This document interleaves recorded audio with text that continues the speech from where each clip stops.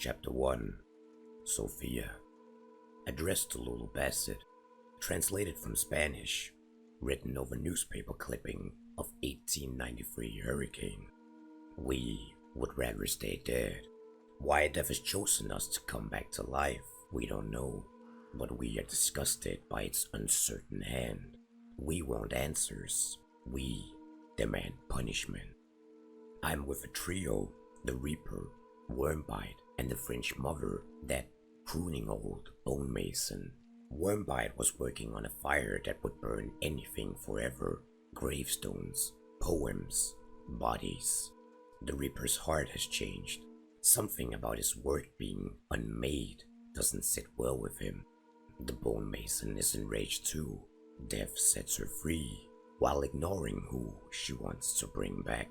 We witnessed the death at Pitching Crematorium. A stain reeked of it in our dark side. We gathered to sit in a circle around the corpse, stoking a cook fire, eating a rabbit. Do you think it will rise? Wormbite asked. The Reaper stabbed the body with his scythe, and it spurted blood on the bone mason's bonnet. He apologized, tried to wipe it off her face. She bit his finger. I think I like her. I feel old memories, the Reaper said. I feel my childhood again. You should cherish your childhood, the bone mason replied. It is good to feel. I never want to feel again, the Reaper replied. Wormbite kicked the body like it was a sad dog in the kitchen. This land of the dead, he said. Could we find someone who's been there? Could they give us some key to shut its door? I set 2 hot embers over the corpse's eyes. Forever dead, I told them. Forever missed. Our pact is forged. Our mission is true.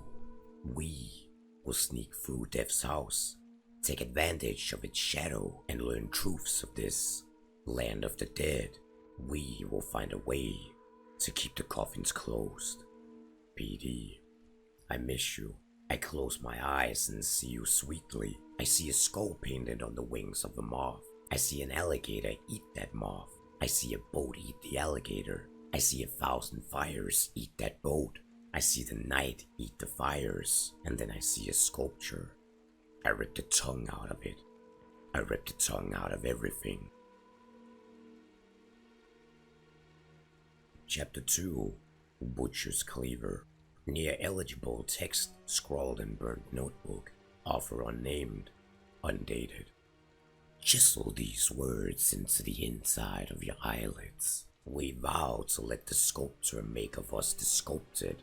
May we speak with the throats of insects and seep in the wishes of their many thousand eyes. The rough tongue of the murmurstone cracks and breaks, and secrets come out. They rush my hearing with heat and promises, and strike a match and stick it inside too.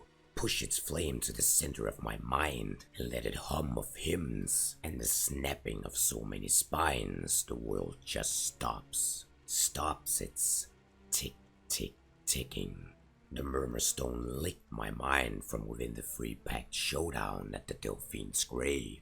The rotjaw sizzled in sweet black fire with that gar, queen of the primal, vanishing off top of her illicit belly. Those fumbling smugglers rummaged through the Delphine's debris, looking for guns and gold, but I found it first. Some ignorant and unblessed call it a relic, trying to sound learned. But us chosen know it as the Murmurstone, for only we can hear its scripture. The stone spoke to me, and I pulled from its mouth a steaming cleaver. The cleaver. The stone told me a place where this prize would become blessed. The butcher's den. The temple of meat and flame. My followers, demented and hungry, didn't believe me. They whispered and clacked and nipped at my ankles. But I showed them. I showed them at the slaughterhouse what I promised. Cleaver held to the sky. The divine lightning crashed down on me, burning those who tried to flee as I breathed them in and turned them into more fire inside the murmur blade. I carried the blazing metal outside, with the true believers kissing my boot print and the false believers kissing twice as hard. The inferno unraveled itself as a tornado does. It spread to the soil and trees in search of the land's most precious hidden parts. I will be the edge that pries apart those secrets. When the world's skull splits open, I will not look away. I will drink from it. Chapter 3. Burned Marshall. Forestry burn log. Handwritten original. Undated. We didn't have long. We vowed to rage against flame with flame. We exploited chaos. We lacked the discernment of fire, and in its spreading, took whatever victories we touched. The corn husks were dry and coarse against my hand. Embers flickered high up in the dark and brooding autumn sky. Henry scouted for signs of Chary at the windmill. His mask was on, but I could tell he was jealous that he hadn't started this inferno. A true devil's advocate, through and through. Henry, I called as he made his way back. Did Chary leave a note? Anything? He shoved the husk and ran an ear of brown kernels across the wooden tongue of his mask. The corn is full of sleeping fire, and the fire is speaking my mother's name. I threw my flare gun at him. He caught it against his chest. If you keep speaking nonsense like that, I'll kill you with the corn. I snapped the stalk in half. Pull yourself together. We climbed the ladder to the lookout platform. The windmill creaked its hot metal and sounded like a person caught between gears. Across Seven Sisters' estate, dark figures hoisted the banished remains of the butcher atop a pyre and crawled around on all four, grunting and hopping and biting at each other. Then the jackal laugh of a maniac came from behind us.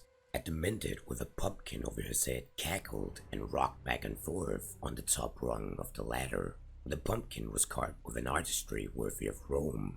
A steamboat dragged to hell, an alligator vomiting rain, insect limbs and mandibles more foul than an imagination can bear, holding a sculpture above an all too familiar barn. We have our message, Henry. I took the pumpkin off the man's head. I know where we need to go. Henry forced the flare gun into the lunatic's mouth and fired. We sat and watched the devils sit loose in the smoke that rose into the sky. Chapter 4. Butcher's Cleaver. Near eligible text scrawled in burned notebook. Offer unnamed. Undated. We caught him sniffing around, trapping at our altars. The beast hunter tossed the kid to the ground, all wrapped up pretty in barbed wire. You know what we do with sniffers? I hoisted him onto our new altar. We removed the tool that sniffs. We took turns spiking grubs and rat thumbers onto the point of the kid's sharp metal cocoon. Why do you think these altars give us gifts? I asked him. He sputtered bile through tight wire. Because we're ants, I continued. Worthless, without direction. I grabbed a follower, a false believer, unworthy from the doubt flittering in the pus of their eyes, and tossed him to the ground before stomping, his skull rotten apple smooth. How worthless? I asked those who remained. Worthless as the split piglet eaten by worms, they replied. I brought out their favorite object, the split piglet. So small and dead, so filled with maggots and feral blood milk. Mosquitoes drank its splinter and flew with fat bellies to feed themselves to beetles hungry in the rafters. Will the sculpture turn us into art? A follower on her knees wanted to know, brushes and dye strewn around her like a true painter. Yes, I told her. I dipped my fingers into the piglet and marked her forehead with the juice. We will gut and slash and slaughter and bite and tear and bash our heads into hollows that heads weren't meant to hollow inside of. We'll scream inside their bodies. A prayer to set us free, they all chanted. I squeezed the piglet's blessing into the murmurstone's mouth. All the curds and blisters and red milk gore. It hummed and delivered my intentions. Now, I proclaimed, pressing my shotgun to the kid's face. Let's turn you into paint. Chapter 5. Butcher's Cleaver. Near illegible text, scrawled in burned notebook. Author unnamed. Undated. The spiral stairs were draped with bird bones, feathers fluttered and fell with the stink of egg rot and oil. My pig heart felt cradled by mantises, my face on their faces, as they feasted and became holy in the hog blood. At the top, I found the scrapper's roost, and two of them stooped there. They wore their target's beak over their faces, Morrigan and Midian, two tall lovebirds, side by side, strapped with trash, totems, and offerings in their hands. One wingless crow, tired and bleedy. I held out a squirming piglet, kissed its freshly sewn shut eyes. I squeezed tight, and it squealed, hailing my lord of meat and flame. I leaned over its snout and bit its tongue and ripped out its teeth smooth. The scrabbers held out their fat crow, and I fed the bird the squealer's tongue, and our bond was forged forever. Stagnant, the left one said. We're stuck, the right one said, petting the bird. Who blocks the sculptor's wishes? I asked them.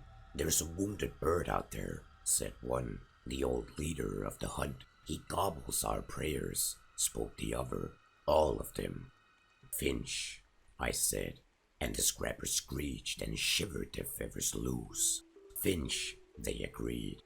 False bird, false leader, he blocks us from the pathway our scrapbeak uses. I nodded. He used to lead us all fair and true. I admired him. Now he clips our wings. He hobbles our ankles and pigs, they replied. Bois, bois, spittle, moi, moi, went my little piglet. Creef, creef, cacao, cacao, went the crow. We placed our pets in a rift nest and watched the embers swirl. We shushed them to sleep. We sealed them away. We knew when Finch bled his last that they would carry our wishes to our lord on his chittering throne, and the pathways would be cleared.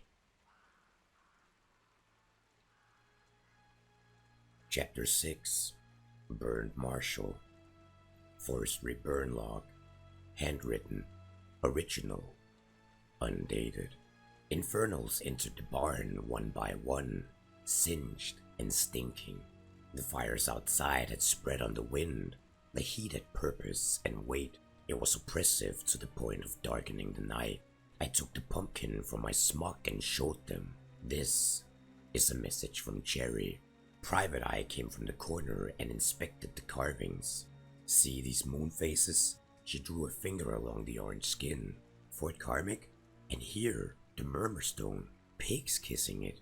Looks like Chary wants us to lay siege to the slaughterhouse tomorrow. You gather all that from a gourd? Blackcoat asked. We wouldn't have had to do this at all if the captain hadn't sunk his boat and the stone. She pointed to him, the Delphine's coward of a captain. He sat on a crate of beetles to keep the lid on as they bust with the will to combust. Bad luck to let a woman speak among us, the captain said. Blackcoat produced a baseball bat from his jacket and swung. He hit the captain in the chest hard enough to fling him into the air, and there was applause. Henry sniffed. Wait, what the hell is that smell? There was a sound of muffled screeching. We looked up to the hole in the ceiling and saw pale, gnarled toes curl over the edge of the roof boards. Above them, Monroe and Kane drooled against the harvest sky. Then they dumped the startled hive onto us out of a sack.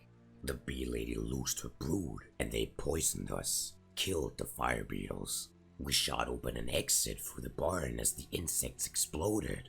On our escape, I saw a wingless crow riding a piglet's back. Insanity was in for a season, but I knew that all seasons burn at their end. Chapter 7. Burned Marshal.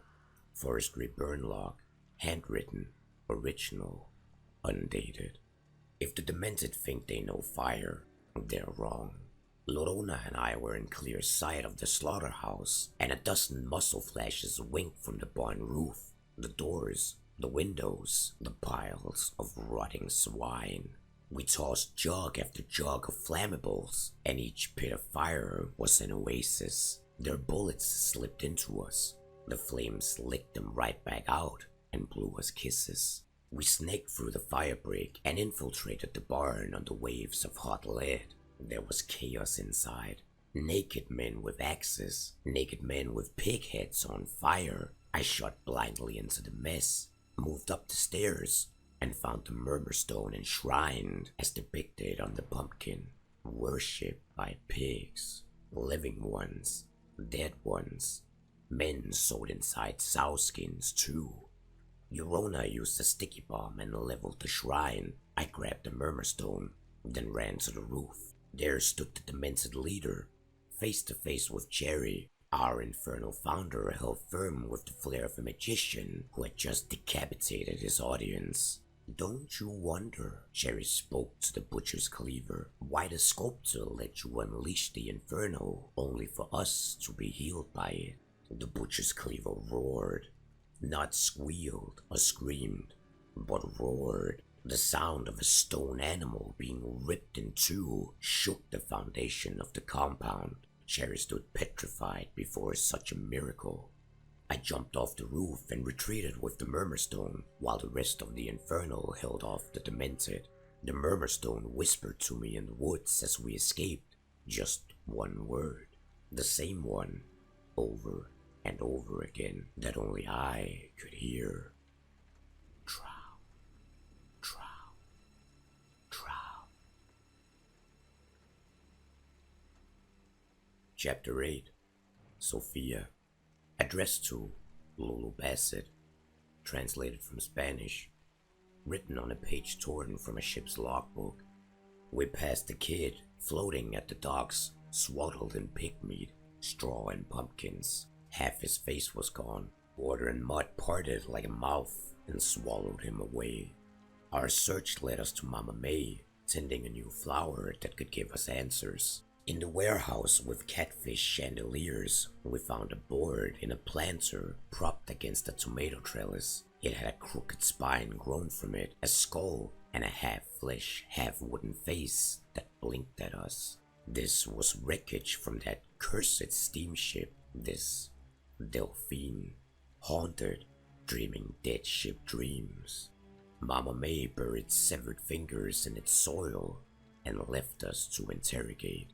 Give us your name, I commanded. The face spit seawater at me. The bone mason waddled up to the board man. She pulled a cracker from her satchel and offered it to the thing. It refused. Nothing matters, it rasped. I have sailed winds, born from the mouth of death. The reaper took the cracker for himself. Then he crooked his scythe into a soft spot on the board's skull. Lulu, did you know wood can scream? It sounds like piss on dry leaves. Tell us how the ship was hexed, Jellicoe. Wormbite held a word code, ran his thumb across its name tag. The wood cried.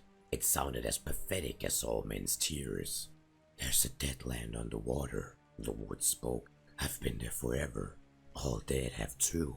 A storm dragged us there.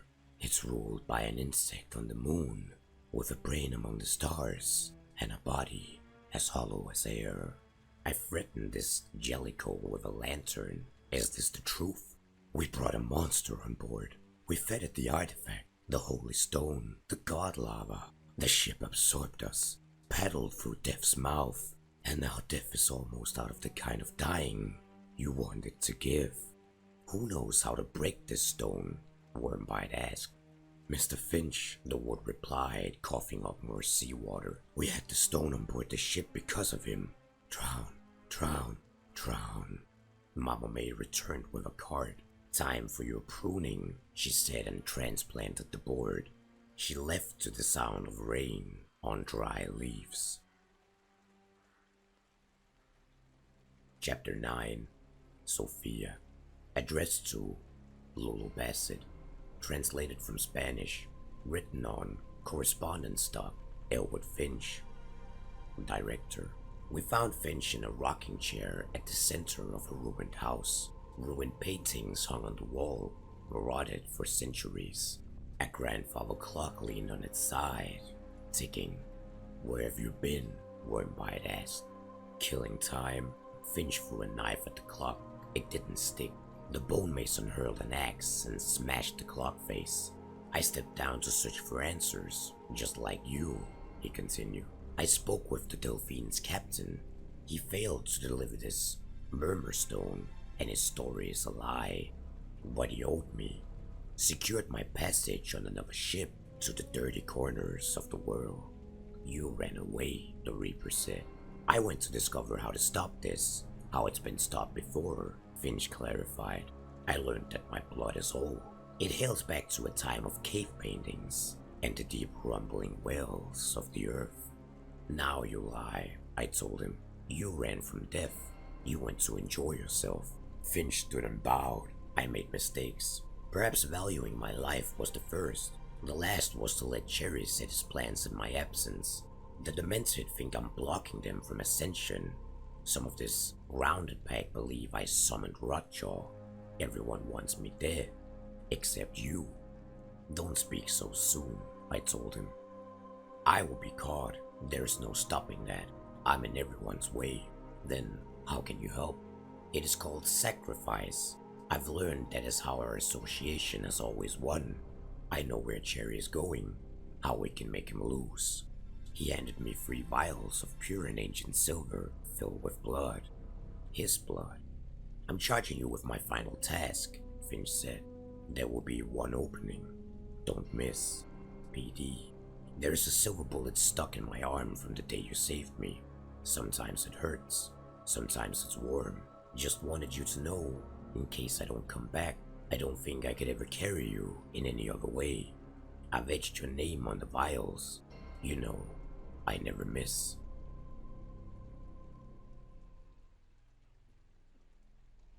Chapter 10. Mr. Chary.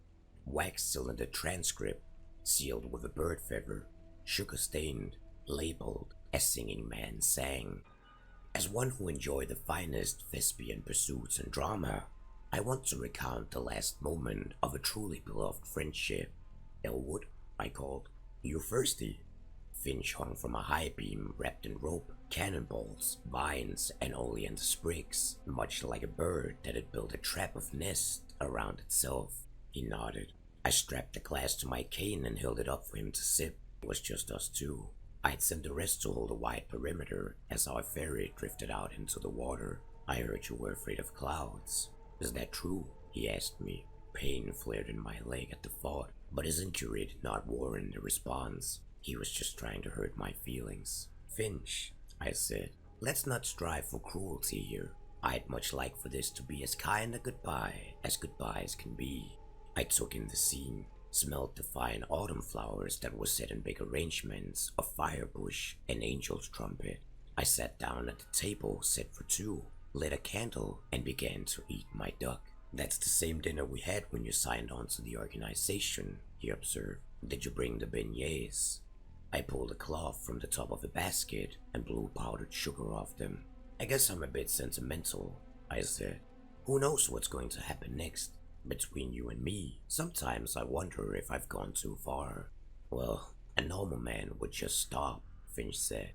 "But a normal man doesn't learn magic tricks." I flipped open my revolver, flourished my hand to produce a bullet. I held it to Finch, rubbed it, and it swept off into the air, spun, held still in the breeze, before gliding into the chamber.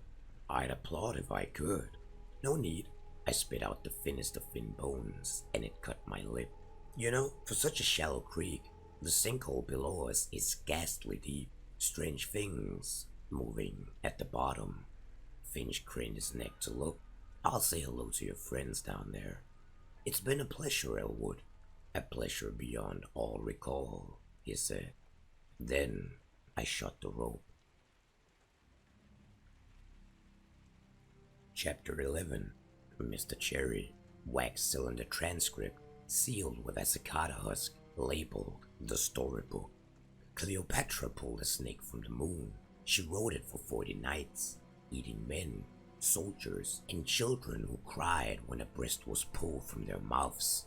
The Knights Templar were birthed from an enormous witch enshrined by foundation stones. Napoleon's horse, Marengo, had a ribcage that could split open and eat of a horse's whole. After Bonaparte burned bridges, the stallion could still canter across the ghosts of them.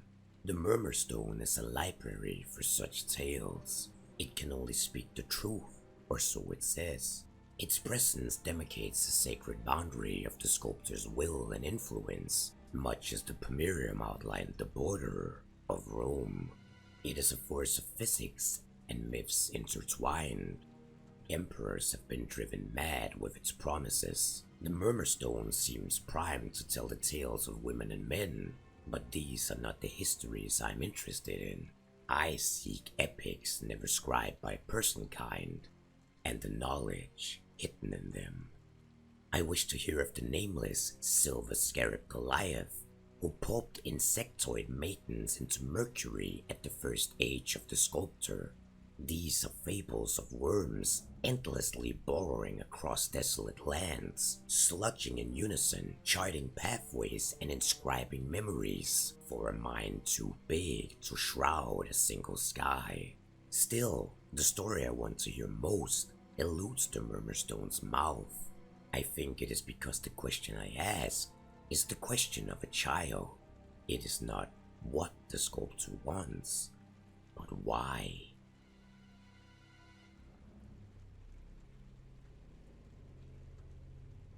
Chapter 12. Mr. Chary, wax cylinder transcript, sealed with a cicada husk, labeled Silver Milk. I shall reenact our reconnaissance to make note of the Demented's care in their rituals. If you're not worried, why are we scouting them so close? Private Eye asked me. We laid atop a berm, watching a trio of Demented surround an altar. They placed the dismembered body in the mouth of it. Curious were the ornaments and decorations that covered the remains. Their attempts to divine wishes from the Lord were desperate, more intense after losing the Murmurstone. Candace, did you ever travel to the city of Bath? I asked. Once. She looked uneasy. The Roman bathing pools in Bath were used to heat a unique kind of quicksilver, I said. This was used to feed abominations bonded with the sculptor. They used them to summon calamities, overthrow empires. Sounds like conspiracy and hearsay, she muttered, adjusting her scope. Unless the mercury was explosive. There was a sound these creatures made, the sound of continents halving in two. It was a siren, a call to mark the end of an age. I've heard this sound now. I want to see if it's truly time for such a thing to transpire. The trio knelt. A scarecrow rose from a stack of hay by the altar, as if freshly given life. It moved stiff-legged and dry and slit two of the hunters' throats. The butcher's cleaver emerged from a shadow. Again the ground trembled. The butcher's cleaver placed the third kneeler inside the altar, and they burst into a pillar of flame and smoke. Far below us, in the land of the dead, I could feel it gurgling, a response. Something was being digested to make room for something new. Chapter 13. Mr. Chary, wax cylinder transcript, sealed with shred of tattered flag, labeled the last bird to be crushed. I am free to do as I please. I enjoy recording these little plays, the games and clever moves we each make.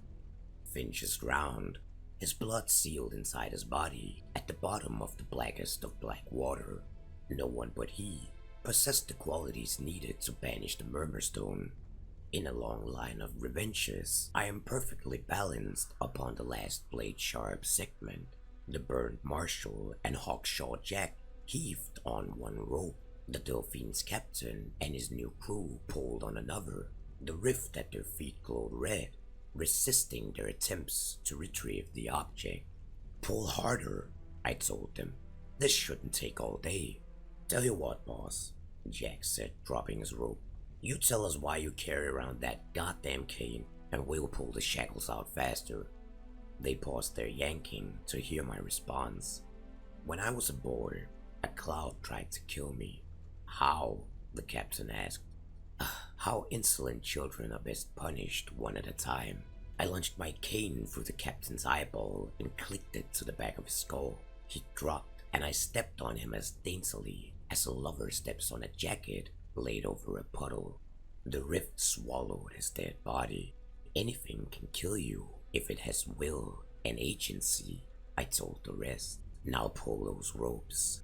They hoisted Rotjaw's shackles from the rift, but I did not watch.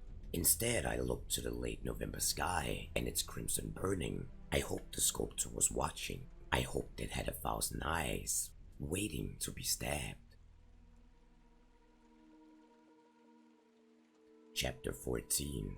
Mr. Chary, wax cylinder transcript, sealed with a ticket labeled Mise en scène. Eventually, we made sense of the captain's map. I knew when we stepped on the banks and discovered the remains of a bloodied circus tent. Downriver we found it, the site of the Dauphine's disappearance, or rather, traversal. It takes great sacrifice to travel to the land of the dead. My first trip there was an accident. A city burned. The flames were spread by entities of infernal sensibility. When they burned through a person, their shadows forged a pathway, and so I secured passage to the land of the dead by walking on the ashes of 100 merchants. My second traversal to locate the Murmurstone on the Dauphine was not so kind.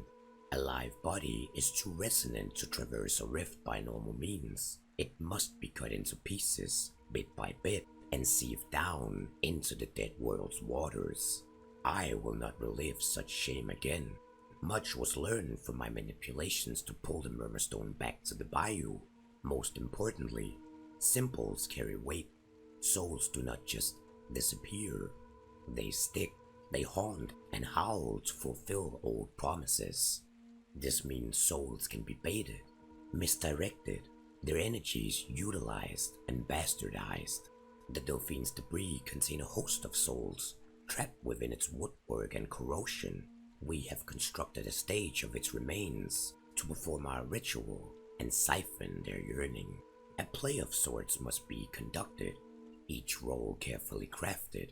Some have taken weeks, some years, some gulfs of time that betray the ever-present eye of the sculptor.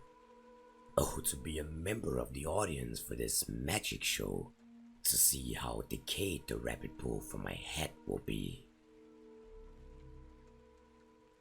Chapter 15. Mr. Chary, wax cylinder transcript, sealed with a silver vial, labeled Echoes of a Bird.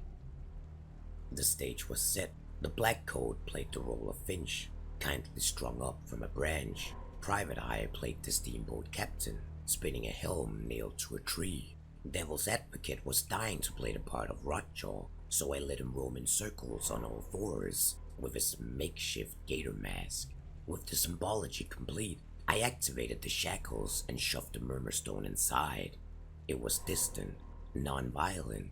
A permanent passageway to the land of the dead was forged. The soul of the navigator existed inside the Dauphine's remnants, longing for the dead waters. The soul of Finch yearned for the Murmurstone as Rotjaw sought her master as well. These feelings were fuel and ley lines. They were so easily baited, molded into spiritual architecture. Then the Death Pact ambushed my achievement. They could have only have learned of this sight from Finch. Beetles choked the high ground. Wormbites sniped everyone on deck. The Reaper found many soft spots on necks with his scythe. Everywhere that Bone Mason aimed put a hole in someone. Sofia rose from the creek flotsam, dripping, her skull face looming behind a crossbow. I am not a coward. I must have sensed the miracle about to unfold, because I ducked, and her bolt flew and met the gateway. The silver of its casing should have been stopped by the physics at play. Its metal must have been cursed, blessed, enchanted. I do not know, because it punctured the veil and splattered red against the Murmurstone's mouth with the bright speckled red of Finch's blood. All I wanted was an easy-to-trot pathway, a personal backdoor, but even doors can be corrupted, it seems. The Murmurstone screamed wide, banished, and its connection to the sculptor multiplied. as eyes do in the facets of a stolen diamond. That arm flushed from a chasm that split the shackles, the stage, the very ground itself. The arms recognized me. The bloated eyes knew my name. I smelled sulfur steaming from the Delphine's captain as his spine emerged and bent at sharp angles, his hand grasping for my cane. The clarion call of a new age rang out. Its name was Desolation.